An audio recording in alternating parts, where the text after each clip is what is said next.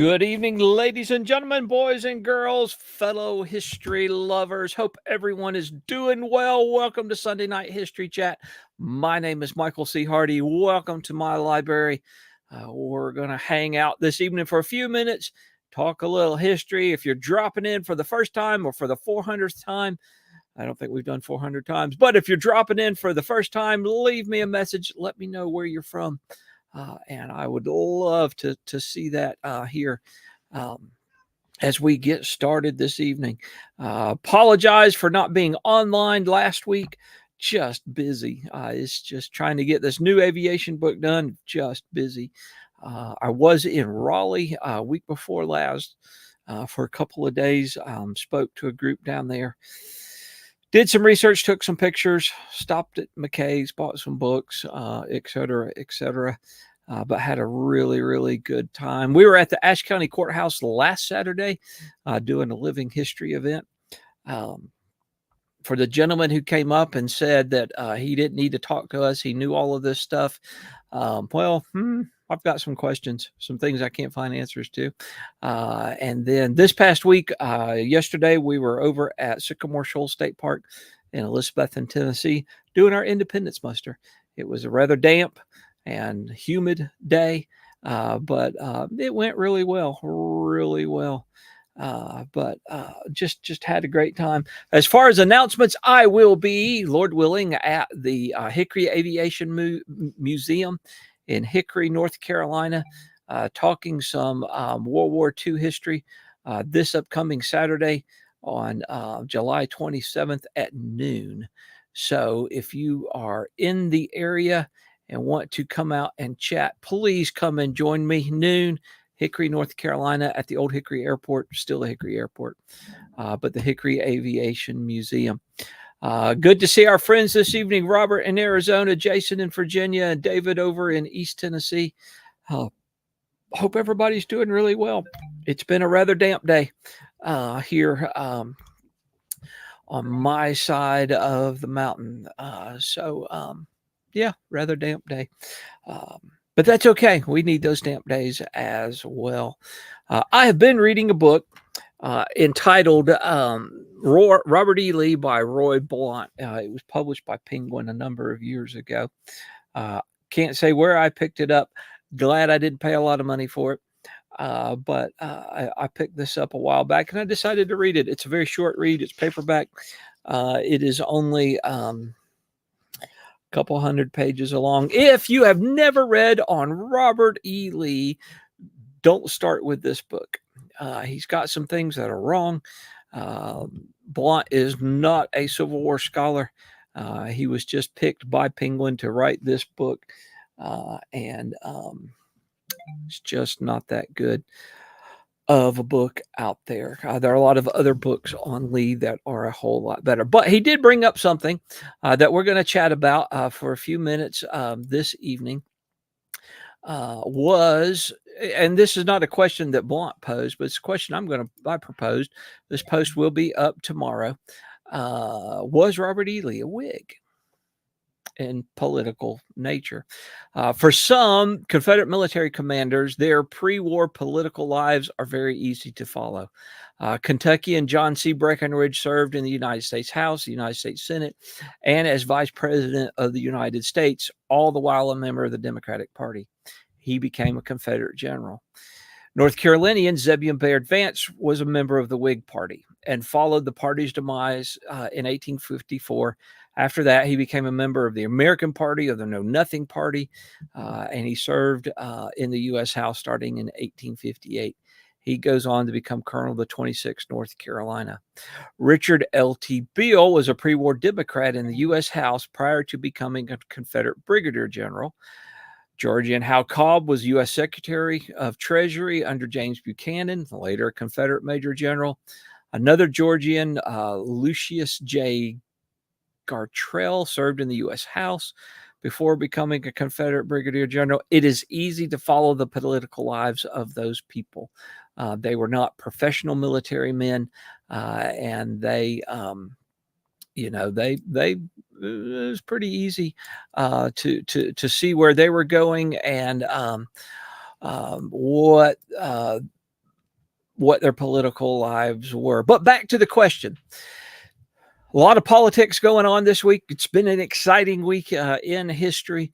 And I wanted to propose that question. How would Robert E. Lee have voted in an election? Would he have been a Whig? As far as we know, Lee never voted in a national election. His father, Light Horse Harry Lee, had lost all of his property, and his mother's will, Robert E. Lee's mother will, stipulated that the property that she owned be sold, with the proceeds divided up between Robert and two of his brothers. It seems that Robert E. Lee never owned his own piece of property. After he graduated from West Point and the death of his mother, Lee moved from assignment to assignment. He was stationed in South Carolina, Fort Monroe in Virginia, Washington, D.C., St. Louis, Brooklyn, New York, Baltimore, Maryland, West Point, Texas. Lee did marry Mary Ann Custis in 1831, and while the family traveled with Lee sometimes, went to some of these assignments, most of the time she's back home with her father. Of course, her father is George Washington Custis, the grandson of Martha Washington. He dies in 1857. Lee becomes executor of the will, but not the owner of Arlington. Instead, it remains in the hands of Mary Ann for her lifetime, and then, according to the will, transferred to her oldest son, George Washington Custis Lee. So, that all of that being said, just how did a person qualify to vote in that time period? And different states have different rules. You know, that voting practice itself is up to the individual states. Virginia's 1850 Constitution stated that every white male at least 21 years old and who had been a resident of the state for 2 years and had lived in a Virginia county, town, or city for the preceding 12 months could vote. However, quote, no person in the military, naval, or marine service of the United States shall be deemed a resident of this state by reason of being stationed therein. End quote. If other state constitutions held the same requirements for residency and disqualified military personnel from obtaining residency, then Lee would have been ineligible to vote in local, national, and state elections. Now, that's Virginia, okay? While Arlington does not belong to Lee, it is where he lived, especially after the death of his father-in-law. But that's the District of Columbia. That's a whole nother ball game. He might have been able to vote for mayor, council, or alderman, but the rest of that is just a little fuzzy. If Lee had voted in any of these elections, which way politically would he have leaned? And I think that's a really good question. As I've already mentioned, Lee was the son of famed Revolutionary War commander Light Horse Harry Lee. It was Light Horse Harry Lee who eulogized George Washington to a crowd of 4,000 at Washington's funeral, saying that Washington was, quote, first in war, first in peace, and first in the hearts of his countrymen. Lee was pretty good friends with Alexander Hamilton, and it was Hamilton who asked Lee to serve on George Washington's staff as an aide-de-camp. And of course, we know that Lee said no, wanting to serve with the Dragoons instead. Light Horse Harry Lee was critical of Hamilton's funding of the national debt, but he saw the devastation, the potential devastation, with Jefferson's rise to power. Lee went on to serve as a Federalist in the U.S. House, the Virginia House of Delegates, and as governor of Virginia, all the time being a Federalist. When Washington tapped Lee to command the troops to put down the Whiskey Rebellion, Jefferson's friends in Virginia used it as an excuse to root him out of the governor's chair. There was a provision in the Virginia Constitution that kept an elected official like governor from being serving in a federal position. So a little bit more history. The Federalist Party that Hamilton and Light Horse Harry Lee and John Adams, the Federalist Party that they were a part of was defeated by the Democratic Republican Party in the 1800 election. And they really became a minority party after that, except in New England. That's where their stronghold was. The Federalists, of course, favored national banks, a strong army and navy, and a national government over a state government, or what we may call centralization. They were typically anti-war and opposed to slavery. The Federalists gradually faded from the scene after running their last presidential candidate in the 1860 election. The Whig Party comes just over 20 years later, and it was founded on some of the same goals: a strong national bank, protective tariffs, federal subsidies for infrastructure construction, and a weak executive and a powerful Congress. Some of the stalwarts of the Whig Party that you may know of include Henry Clay, Daniel Webster, William Henry Harrison, and Zachary Taylor. The Whig Party dissolves in 1856. The membership scattered. Some joined. A lot of the Whigs really become the basis for the Republican Party, but you've got Whigs in the American Party and the Opposition Party, or the Know Nothings, the Constitutional Party, and there are Whigs that go out and join the Democratic Party as well. So they go to different places. Robert E. Lee gives very few glimpses of his political leanings in his letters home, but there are a couple. And the couple that we do have are very, very telling. We know that Lee idolized Washington. He spent a lot of time at Arlington. He was surrounded by the Washington relics. And he even married someone with the strongest ties to Washington that you could get. Of course, Washington himself had no children, but he married a step-granddaughter of George Washington. While a cadet at West Point, Lee borrowed books that dealt with the writings of Alexander Hamilton. In fact, the second volume of Hamilton contained The Federalist, a volume he checked out numerous times while he was a cadet. Moving forward, writing from St. Louis in August of 1838, Robert E. Lee told a cousin back in Alexandria that, quote, "The elections are all over. The vanities have carried the day in the state, although the Whigs in this district carried their entire ticket. And you will have the pleasure of hearing the great expunger again thunder from his place in the Senate against banks, bribery, and corruption." So who is the great thunderer? Elizabeth and I, she says hi, she's sitting over there. We debated off and on this afternoon as I was working on this, who was the great thunderer? It's got to be John C. Calhoun. Lee is excited, not excited, but he is noting that the Whigs carried the district that he was in. But he's calling Calhoun the great expunger, and about the way that he's going to thunder from his place in the Senate against banks, bribery, and corruption. I think Lee would have been a Whig. Furthermore, the reason why I think that, Lee writes again, this time he's writing his son Custis, and although Lee earns very high praise for his role in the Mexican-American War, Lee writes Custis that, quote, "It is true that we have bullied Mexico. For that I am ashamed." Well, that was the Whig position against President Polk and the expansionist dream that you may want to say, manifest destiny, to expand the continent, to expand the country all the way across the continent. And while Lee had performed gallantly, he was breveted for service during the Mexican-American War, he thought that it was not a good idea. Once again, a Whig opinion. Whigs were opposed, especially the New England Whigs were opposed to the war in Mexico. It's not that Lee was opposed to voting and participating in the election process.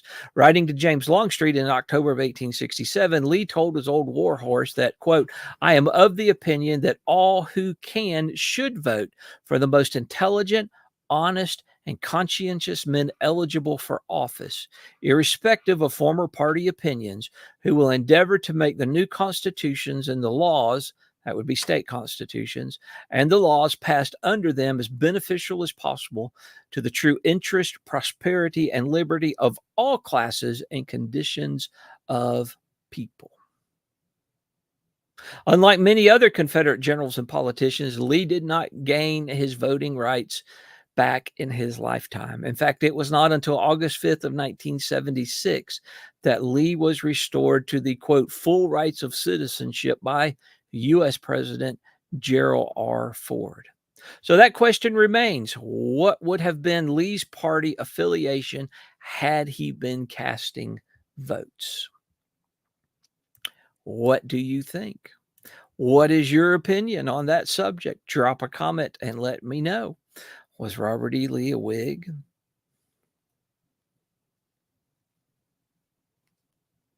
So David Pope writes that, going back to the constitutional part, that means that non-Virginians stationed in the Old Dominion, and that is true.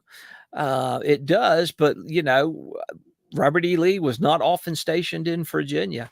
The Fortress Monroe, for a short amount of time, and then, of course, he was in New York and in Brooklyn, New York, at West Point in New York, in Texas when the war during the secession crisis. We would have to go explore every one of those state constitutions to see whether or not Lee could have voted. Of course, Lee doesn't live in Virginia. He does not own property in Virginia. He doesn't own property at all, as far as we know. That's something to really consider.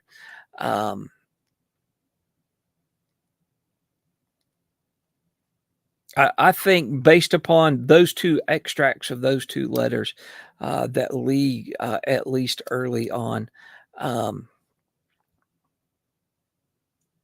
think he was a Whig. I really do. The way that he was against the war, he thought the war in Mexico was not a good idea, and the way that he talked about John C. Calhoun. I could likewise see some of the more prominent Whigs of saying the same thing.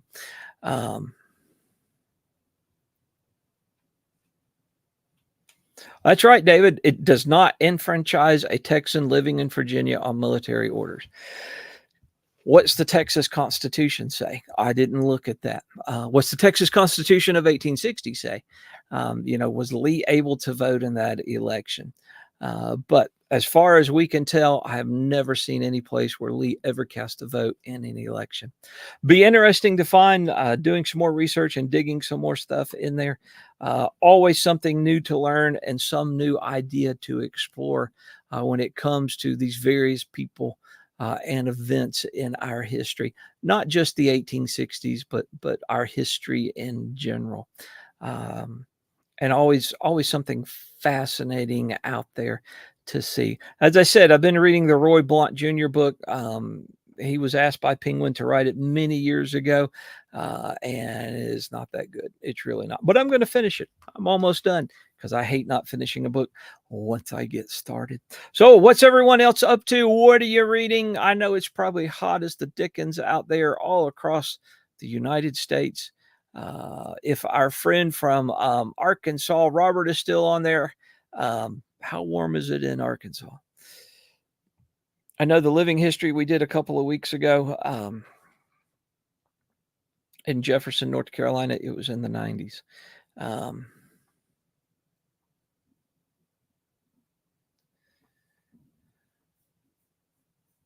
So I would somewhat disagree with Freeman on that. I think the two extracts of letters that I pulled out would say that Lee did have a very specific opinion regarding some political nature.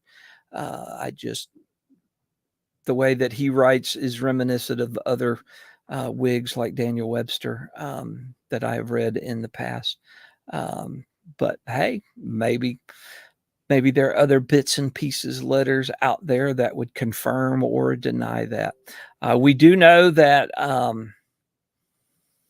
Lee was anti-secession and anti-war.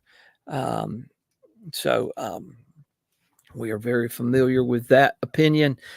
You can check some of those other writings out. There was a very interesting letter in the book that Robert E. Lee Jr. wrote about Robert E. Lee's opinion regarding the war.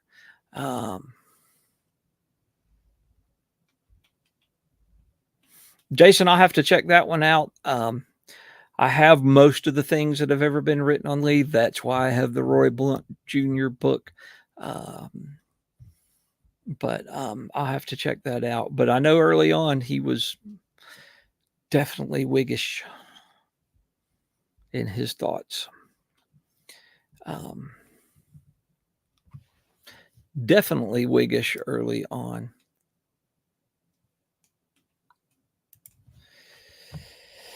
Well, I was reading in some places that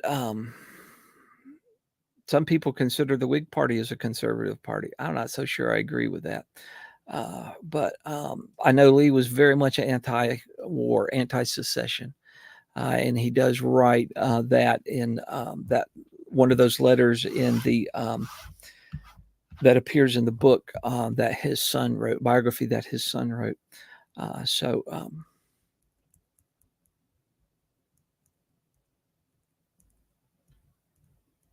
It's funny. One of the texts that I was looking at earlier today.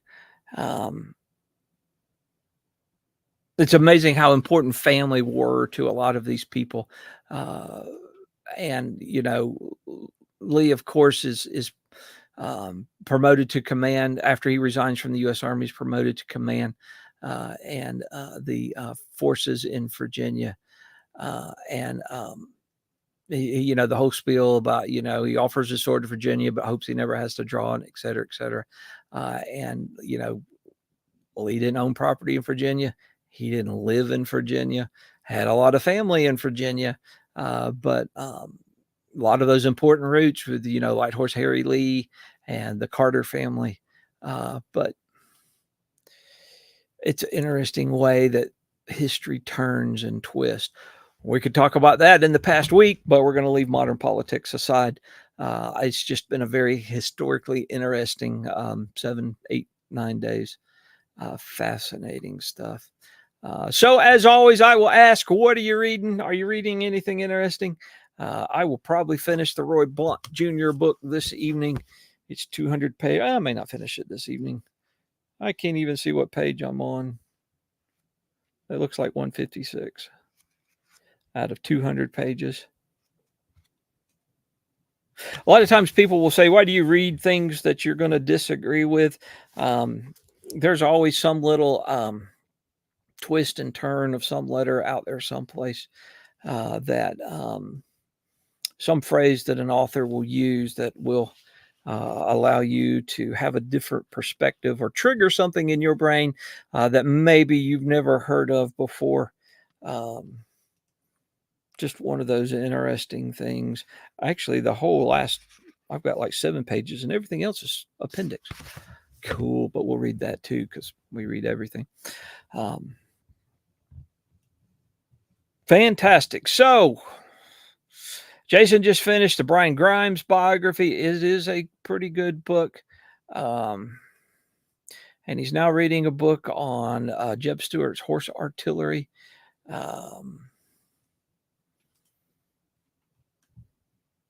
Fantastic. Of course, Brian Grimes, good North Carolinian there.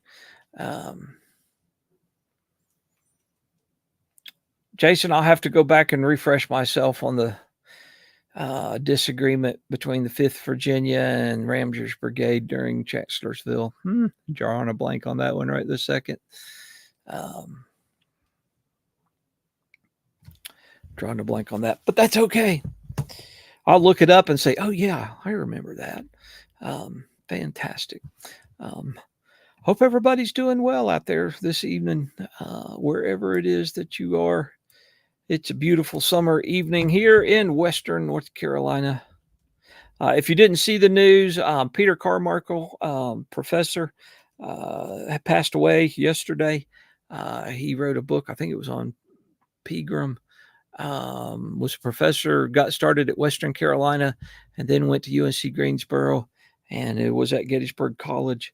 Met him once or twice. Nice guy. The hard part of that, he was only 58 years old, and that's not that far from some of us sitting here this evening. Not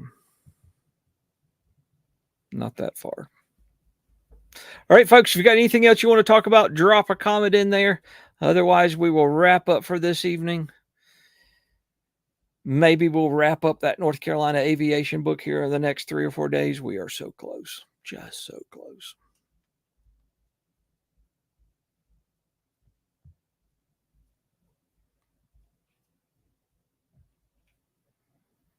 Adam's reading Harsh's Taken at the Flood. That 3-volume series by Harsh did Taken at the Flood and Confederate Tide Rising, and Sounding the Shallows are 3 of my favorite books. Of course, it's about the Maryland campaign. And unfortunately, Professor Harsh passed away before he could complete the Union version of that story, of that series. But he got the 3 Confederate volumes done. Fabulous stuff, just deep research. And, the whole section in that last book that just proposes questions, about things we know and don't know. That's just, I encourage you to read that one too. Marvelous stuff. I did see where David Powell's first volume of his proposed 5 volumes on the Atlanta series is coming out. So I look forward to ordering that as well. Adding that to the Michael C. Hardy Memorial Library collection.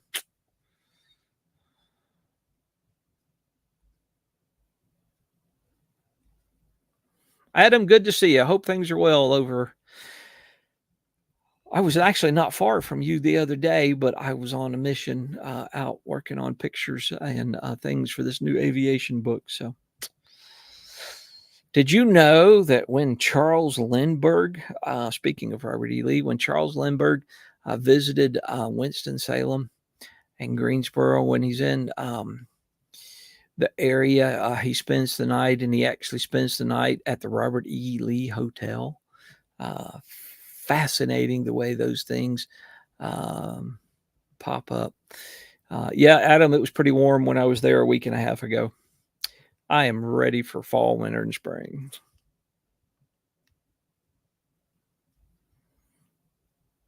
Cool. David's got a new history of Knox County, Tennessee. Fantastic. Hopefully it's a nice, big, thick one. I like big books. Really big books. All right, folks, I'm going to shut down for the evening and maybe work a little bit more on this aviation project before I sign off and head upstairs. Thank you so much for joining me this evening here on Sunday Night History Chat. I look forward to seeing each and every one of you every week and having this conversation. As usual, remember to continue to research and share that history. It's up to us to get out and do it. I had some very interesting conversations about that yesterday too. And thank you so much for joining me here. Jason still likes the Decision in the West book on the Allied campaign. It is a great, good single volume on the battle.